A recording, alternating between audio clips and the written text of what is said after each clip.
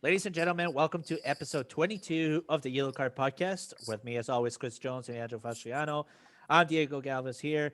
Um, it's episode 22, guys. And, we got some activity going on in the English Premier League. The other leagues have been far too quiet. Of course, Serie A is still a little exciting, but we'll let the Italians do their talking on that side because the Premier League has a lot for us to explore. Um, we're going to kick things off with the breaking news as of last week. Frank Lampard sacked as Chelsea manager by Roman Abramovich, somebody who was supposed to be really close friends with Frank Lampard and somebody who he admired. Unfortunately, they had to part ways, and now Thomas Tuchel is the head coach for Chelsea Football Club. Then we also got we need to finish this January transfer window. This has been the most dormant transfer window I've ever seen in years. So boys, let's kick things starts with the Chelsea change of managers here. I'm gonna kick it off to Chris. Chris, I want your takes on the Frank Lampard sacking and Thomas Tuchel signing here. Talk to us. Well, first, I think for all the Chelsea fans, we need to give a moment of silence for the let go of and quote unquote sacking of Frank Lampard. All right, that's enough. Oh, we're off to a rare start this morning, boys. I'm in rant form. No, so I thought it was time. This team had so much expectations coming in. They needed to be higher up on the table at this very point. I did say at the beginning of the year that I thought they were going to be very good, but I would see some growing pains, and boy, did we see them as the season progressed. In the first 20, Chelsea was 8-6-6 with Frank Lampard. They moved on. Thomas Tuchel is in. They're already 1-0 with them. I understand they played Burnley today, but at the same time, you've got to look at the formation. And today, the formation that they ran against Burnley, that 3-4-2-1, I think, is the creme de la creme that's going to take Chelsea to the next level, I think, in the Premier League. Listen, Tuchel did it all. He gave Abraham his shot up front. He played Werner and Mason Mount to cams. Pretty good in my opinion. He's letting guys like Kai Havertz figure it out. Christian Pulisic, they got to find a spot for him to get him in the lineup consistently, especially if this is going to be the formation moving forward. But I wouldn't be surprised if down the stretch that Timo Werner, Mason Mount, and Christian Pulisic are the main pieces here in that front three attacking. I think this is the formation that they're going to be running with the rest of the year. I'm very high on Thomas Tuchel. I think he did a great job at PSG.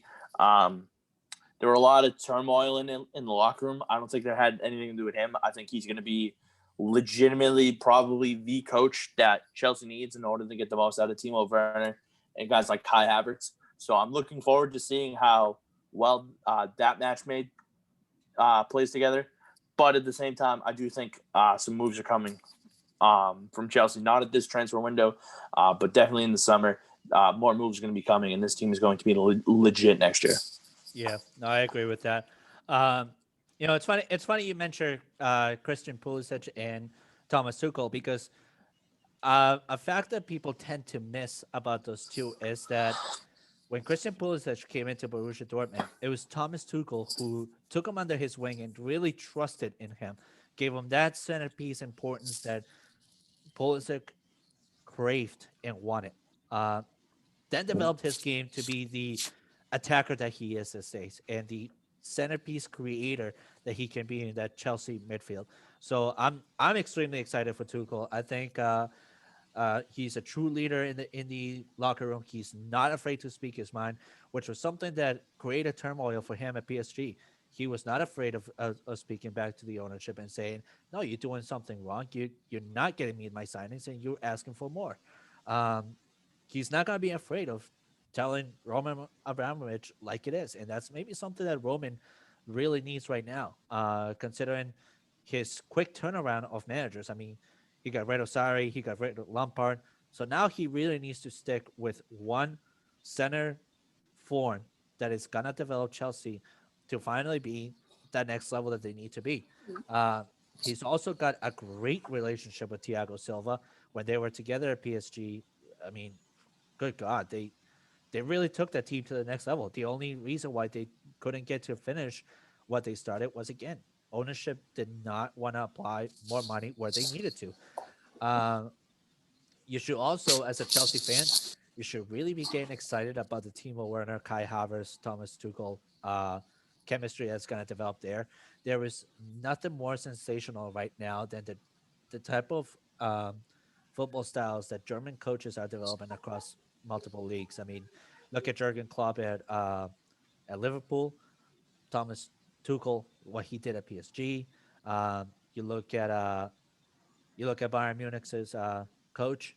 I mean, it's phenomenal football what they are creating, and this is something that I personally was craving for in the English Premier League. Something that takes it just that much more challenging and that much more outside the spectrum. So I'm personally very excited for Thomas Tuchel. I think if Abramovich is finally confronted with somebody that's going to tell him you need to be patient and you need to listen up if you want your team to succeed. I think Chelsea should really be excited about this one. Um, I still think they Unfortunately, have a realistic shot at getting in the top four, to yeah, be completely honest. I think if they don't end top four, I think they're definitely in top five with a great shot at the Europa League. And it wouldn't be a bad start for Thomas Tuchel, to be honest with you, because a lot of these players, unfortunately, you know, they need a little bit more discipline in order to contend in Champions League. To be honest with you, and that's something that Thomas Tuchel could incorporate into these guys. Unfortunately, very sad about Lampard. I thought for him, he was just in a bad draw right now, and that's why Chelsea wasn't producing as much as they should. Uh, but again, I kind of understand what Abramovich needed to do here. You just spent close to 300 million, and your results are not there. So something needs to be shaken up. So it is what it is, Chelsea fans. You you know what? You should really be excited about this new boss in town. You really should be. He's no Mourinho. He's no Sarri. He is himself and himself only. Somebody who is incredibly passionate for the game. I don't know if you guys saw him in the sidelines, but like the guy was celebrating the goals like if he scored them himself. Yep. you know. But Andrew, I know for you, you have special something uh, about Frank Lampard and the legend that he was for Chelsea. Also, the legendary coach that he was for Chelsea. So talk to us. Yeah, I mean, I'm obviously not a Chelsea fan, but I could understand how Chelsea fans would be pretty disappointed with this decision. Um, I think it's not as much of a surprise. Like at this point, we know this is how Abramovich operates, right? Yeah. There's a long list of managers who have been sacked with no second thoughts. He doesn't, if he sees something that he doesn't like, he has no hesitations about being decisive and ruthless and changing things up. So I don't think it's a surprise in that sense. But the one thing that I would say is, why are you hiring Frank Lampard in the first place if you're Chelsea? Not that I don't think he's a good manager, but why are you hiring him if you're going to sack him at the first sign of struggle like this? Because I think some people are forgetting that Lampard had Chelsea on a 17-game unbeaten run that ended just as recently as December. So that's what, like 2 months ago? I guess it just goes to show you how quickly things change in soccer and in particular in the Premier League.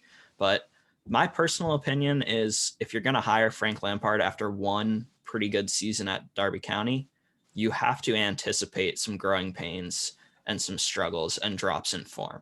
So I think what I thought when they first brought him in was that this was going to be a project that they were going to have patience with and get behind and let him kind of bring in young players. He is a young manager, let the players and the manager grow together and build something together. I guess for whatever reason, Abramovich saw enough to change that plan. And I think both of you guys are right. I think they'll do well with Tuchel.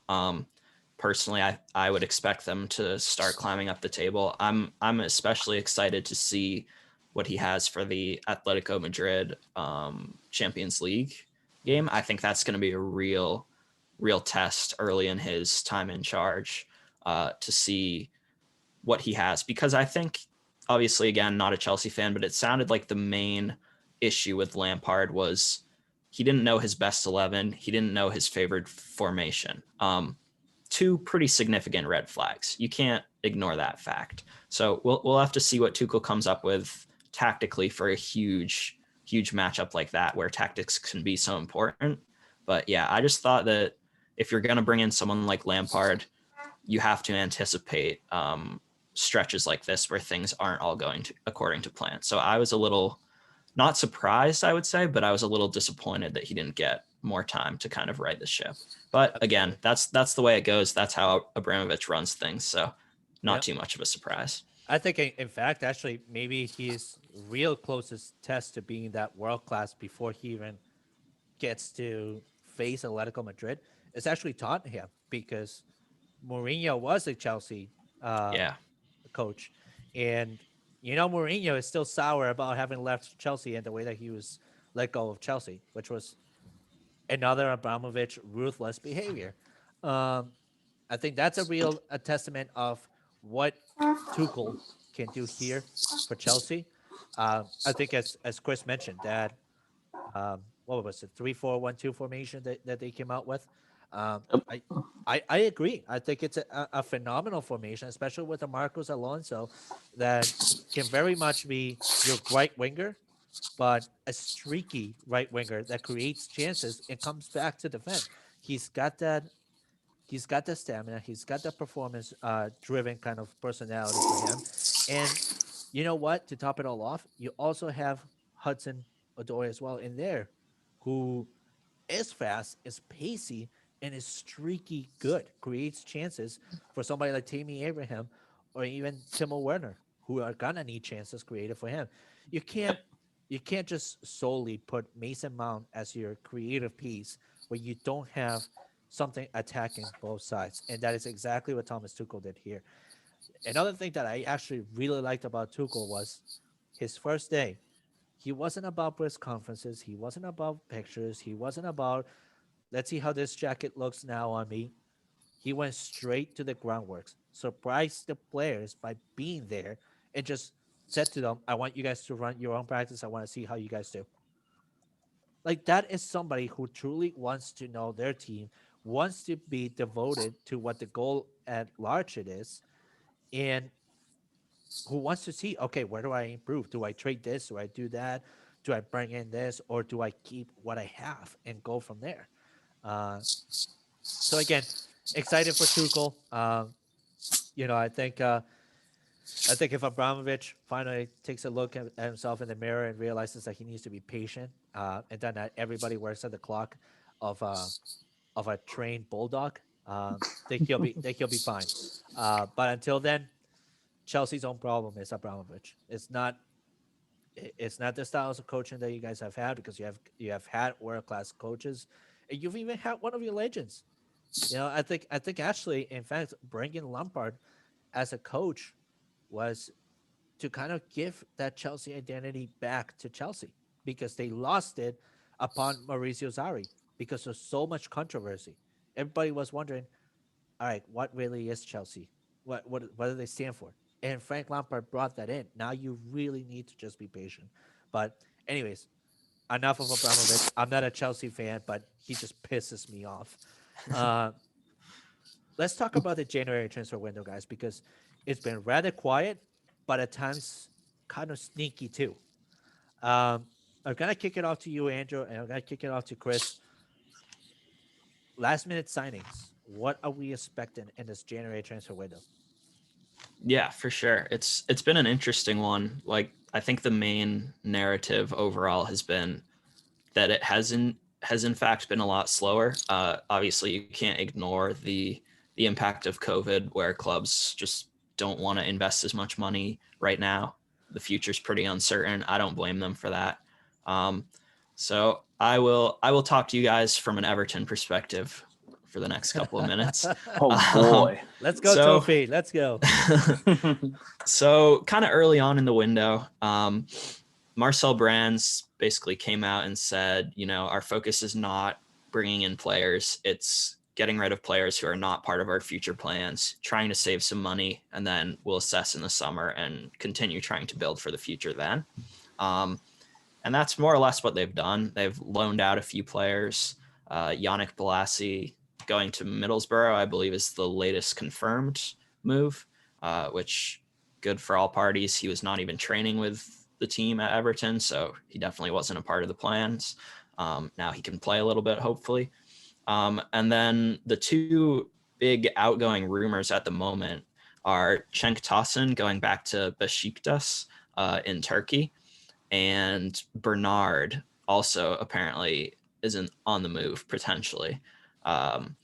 So I understand on the one hand, I understand that those transfers fall in line with the idea of shedding the dead wood, so to speak, and building for the future. But at the same time, if Cenk Tosun and Bernard both leave before the end of the window, Everton will be so threadbare in terms of attacking options. Mhm. That would leave them without a backup striker, really. I guess Richarlison would be your second option at striker.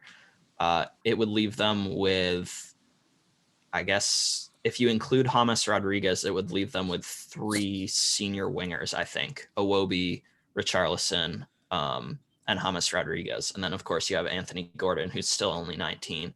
Yeah. So although I do understand that thought process and I'm in favor of that, and that's definitely something that needs to continue to happen as Ancelotti and Brands are building Everton back up from the ashes, it seems like maybe this is a bit much at this point in a season where there have been so many injuries. The other thing, too, is it was rumored that they might try and get an attacking option in on loan. Joshua Zirkzee was the name that we've discussed in the past. Fabrizio Romano has now confirmed that he's going to Parma in Italy and not Everton. So that's not going to happen for Everton, which again, there's still plenty of time before the window closes. I think it closes tomorrow at 6 p.m. our time, right? Yep. Yeah. Yep. So there is time to bring in a few bodies on loan. I would not expect any permanent purchases by Everton at all. I don't even know if a loan's going to happen, but if something's going to happen, it's going to be a loan. I think that with the opportunity they have in front of them to try and qualify for the Europa League, you need at least another attacking body in. So I'm hoping. I'm a little cautious about it because it kind of feels like it's not going to happen, but I'm really hoping they bring in some sort of attacking option who can provide a little cover and a spark off the bench before the window ends. I like it. Chris, for you as a Liverpool fan or overall as the English Premier League, what are you seeing for last minute transfers? Right now, I think the big push in the EPL that we're seeing the fact of PSG is making a big push to try and get Dele Alli out of Tottenham to come back with Pochettino. So that's the big thing from there. I think other than that, as a Liverpool fan, they've been linked to a couple guys just to come in and fill.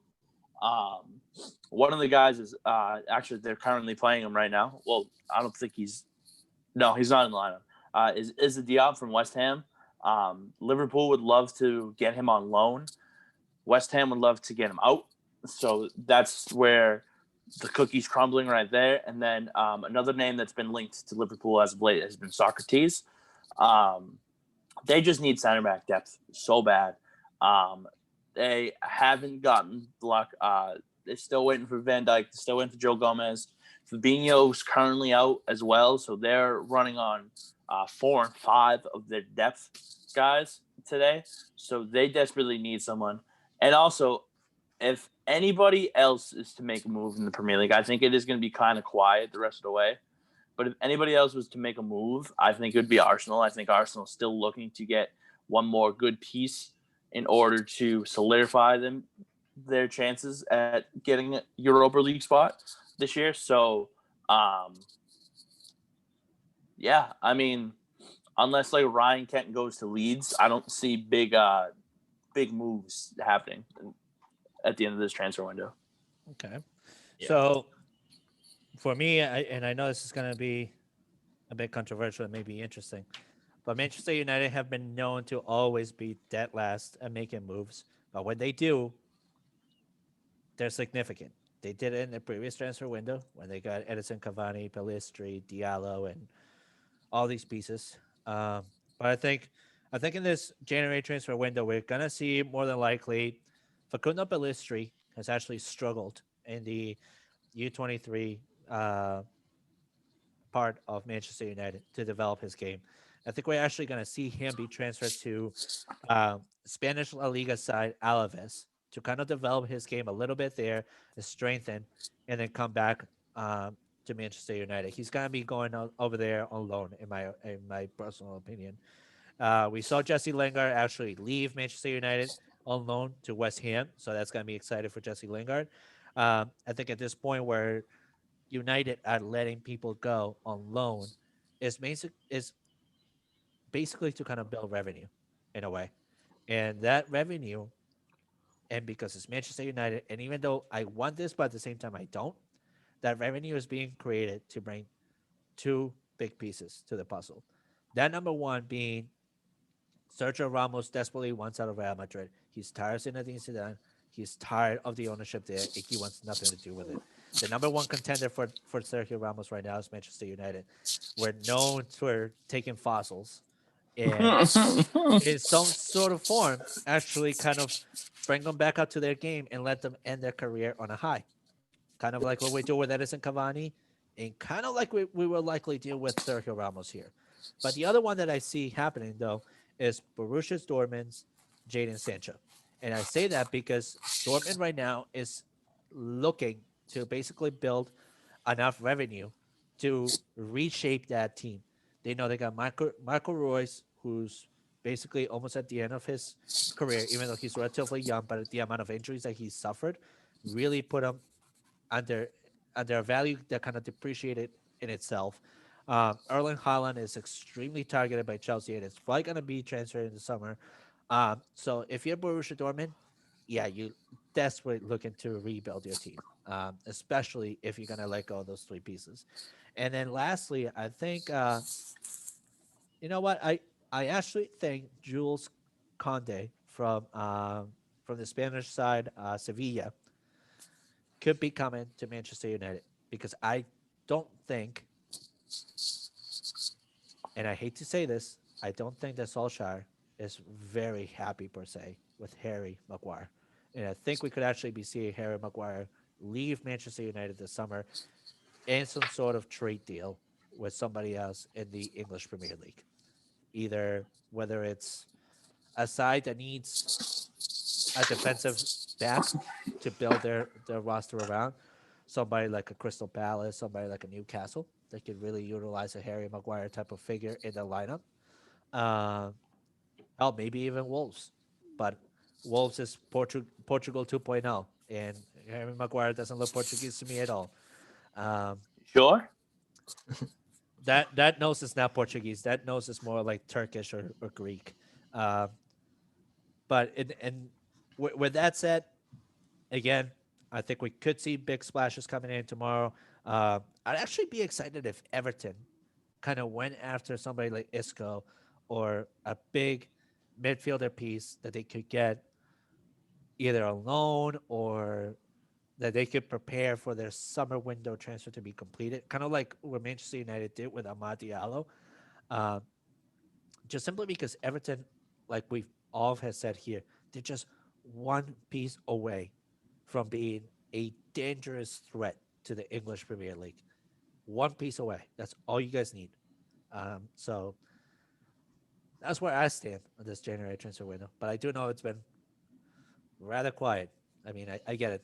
The pandemic in itself has kind of created that behavior, but still way too quiet for some of the top class leagues around the world. Yeah, no, I would definitely agree.